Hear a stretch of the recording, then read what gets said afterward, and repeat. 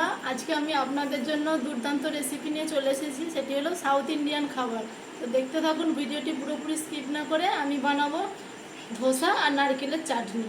3 glass আতপ চাল,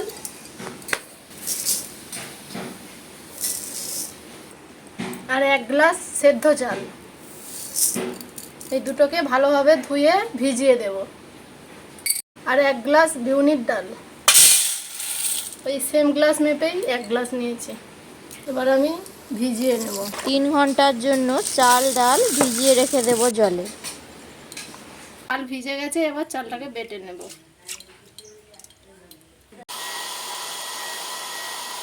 চাল বেটে নিয়েছি, এবার বিউনির ডাল বেটে নেব।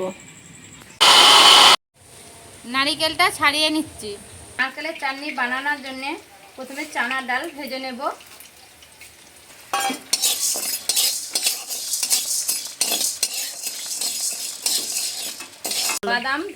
বাদামও হালকা করে ভেজে নেব।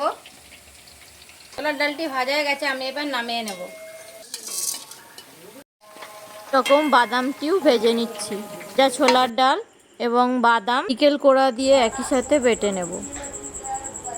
চাটনিটা ছোকার জন্য এখানে নিয়েছি সর্ষে, 5টা শুকনো লঙ্কা, কিছু কারি পাতা, চামচ পরিমাণ ঘি দিয়ে দিলাম। ঘিটা গরম হয়ে গেলে এসব উপকরণগুলো দিয়ে দেব।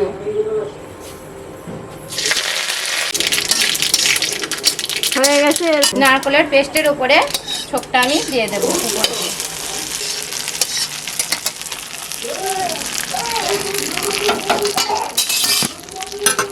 আমি ভালোভাবে মিক্স করে নেব।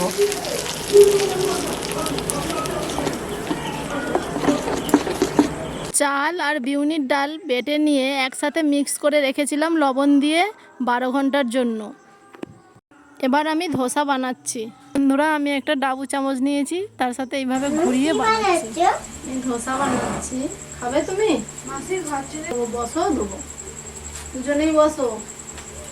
এখন বন্ধুরা একটি বাটিতে ঘি নিয়েছি এবং উপর থেকে ঘি আমি এইরকমভাবে প্রথমে ছড়িয়ে দিয়ে তারপরে উপর থেকে খুন্তির দ্বারা মিশিয়ে নিচ্ছি।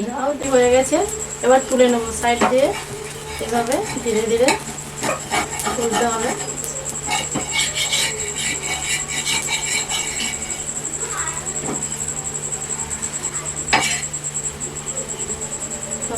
হয়ে গেছে, এটাও হয়ে গেছে, এবার তুলে নেব।